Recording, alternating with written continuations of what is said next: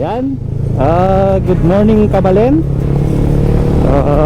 Mamaya i-vlog natin yung M1 Pro mini driving lights version 3. So bago tayo mag-vlog, kukuha muna tayong ulam. Yan yung lagyanan. Niluluto ng aking biyanan. Yun. Tapos ito, traffic na naman dito sa San Fernando. Ginagawa nila yung maayos na daan. Okay naman to eh. Ewan ko ba't ginagawa nila. Siguro para mas maganda. Yun, medyo traffic again. Mamaya ba't tayo sa shop para mag vlog ng M1 Pro mini driving light version 3. Meron nga pala yung tatlong kulay na available. Nandyan yung white, yellow, then white, tapos yung yellow. Ang price is 1,000.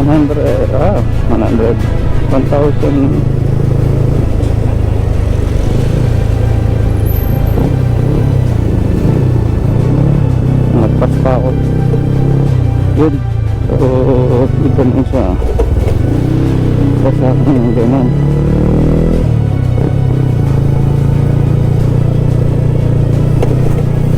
Sino kayang gusto magpa-shoutout? Shoutout kay Pops Mike Dalosa. Dasola ba? Dalosa. Yung ating tropang Navy. Kay Carlin, ang photographer sa Nueva Ecija. Hello ma'am. Baka bukas nandyan na yung ay bukas ba? Oo, yung mga bolts. Para Sobrang dami. dami yung bisita araw-araw eh. Dami ganito mga alis. Yan si ate. Yung suki ko din ng mga piyesa ng motor. Ng motor yan, Sniper 150. Sige te. Yun. Pinaganda na nila yung magandang daan. Ayos. Hindi na naman ramatrat yung mga ratsyado boys. Ayan, magpapaship muna ako dito sa LBC Waltermart.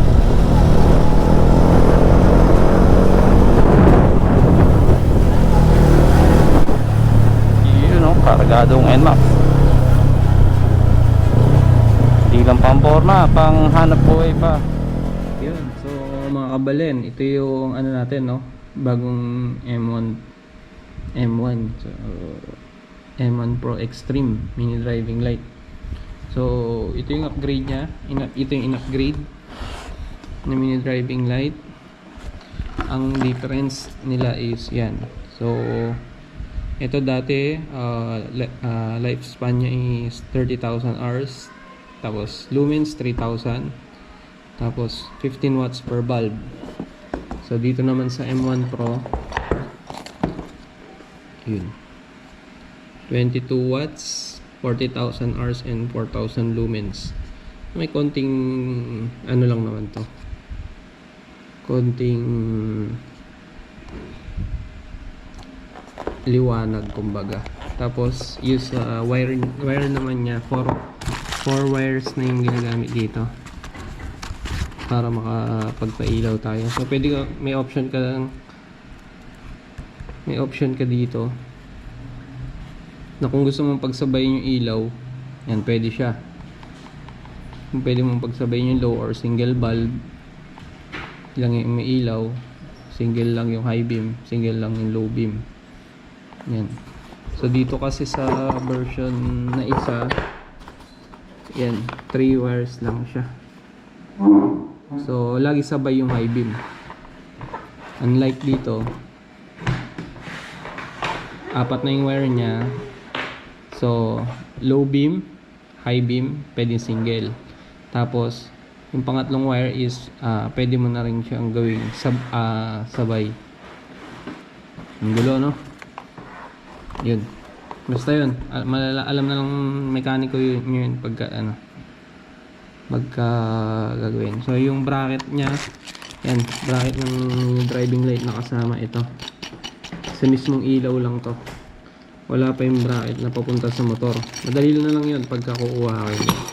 Flat bar lang okay na. So yun, i-try natin pailawin to mamaya sa labas. Then tsaka yung underwater niya kung waterproof daw. Kasi yun yung lagi tinatanong kung totoo bang underwater yung ano, or pwedeng mabasa. Yun, so try natin. Yan, so try ko naman dito sa may ano, sa tubig kung pwede yung ano, yung M1 habang umaandar siya. So ito. Yan. So open ko lang yung water namin. Yan, okay naman siya. Hindi may ibabad. Safe na case naman yung ano, M1. Yan. Installer tayo.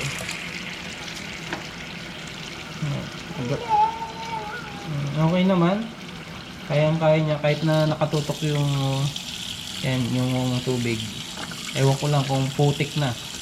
Siguro natin hindi na-under kung putik. Yan. Nandito pa rin sa side ko yung anak ko. Yan, hi ka kuya. Hi. Hello! Oh, di ba? Yan.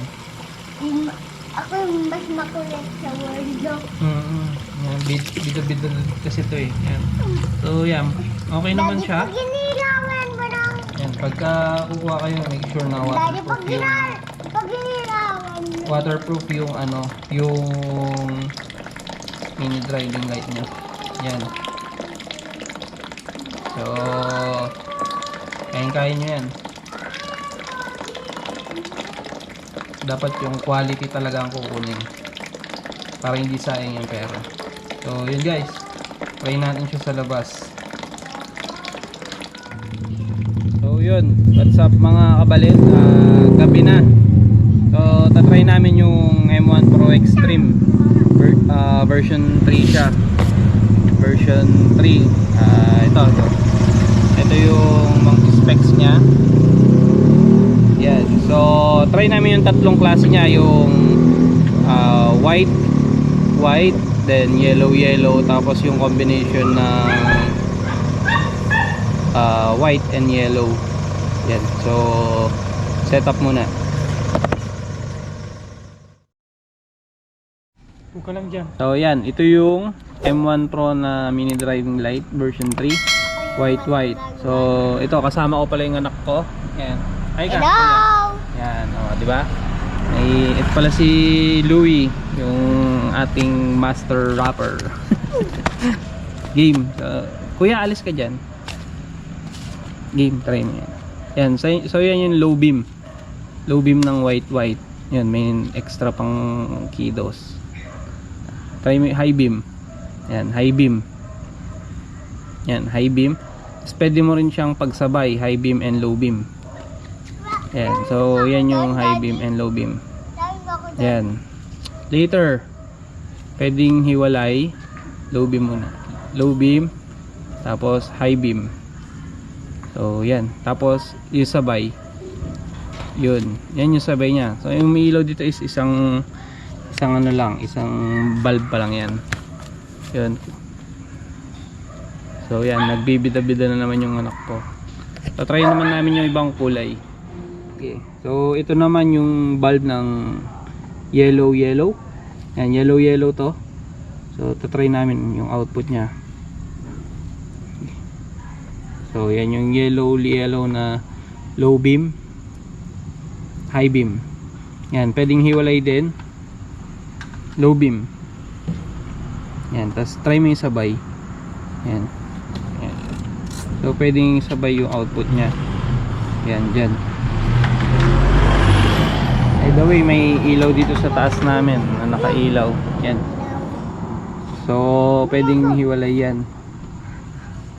Yan. Yan yung output ng low beam. Perfect siya sa tag-ulan tsaka sa fog. So, ito guys, yung pangatlong ilaw. Yan, natatay pa daw yung anak ko. ito yung pangatlong ilaw namin. Yung low beam niya is white, then high beam is yellow. So pwede rin sabay. Game. And low beam is white, high beam yellow, single. Then pag pinagsabay, yan siya. Pag pinagsabay, yan yung ano namin, yung mabenta ngayon na mini driving light namin sa shop. So meron siyang 6 months warranty. May umiilaw na ano, Tapos may umiilaw na rainbow na yan, ganito. full replacement siya pag may problema yung bulb. Okay. So salamat sa mga nanonood ulit. Thank you.